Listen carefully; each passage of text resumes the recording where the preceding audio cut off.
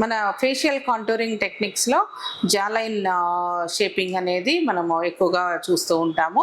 ఇప్పుడు ఉన్న ట్రెండ్ని బట్టి వి షేప్ ఫేస్ అనేది మనకి చాలా ట్రెండింగ్గా ఉంది. ఈ కాంటూరింగ్ టెక్నిక్స్లో మనం వాడేది కొంత బొటాక్స్, కొంత ఫిల్లర్. సో బొటాక్స్ ద్వారా మనము బొటులినం అనే టాక్సిన్ని మనము కొన్ని యూనిట్స్ అనేవి మెసెటర్ మజిల్కి ఇవ్వడం వల్ల ఆ జా లైన్ ఏదైతే యాంగిల్ ఉంటుందో మ్యాండిబులర్ యాంగిల్లో అది మనకు తగ్గడం వల్ల మన ఫేస్ అనేది స్క్వేర్ నుంచి వి షేప్లోకి మారుతుంది. అదే టైంలో మనము హైల్రానిక్ యాసిడ్ జెల్స్తో ఎలాంగేట్ చేస్తాము. సో దాన్ని పొడవుగా చేయడం వల్ల మనకి జాలైన్ డెఫినేషన్ అనేది వస్తుంది. అలాగే ఫేస్ అనేది వి షేప్లోకి మారుతుంది.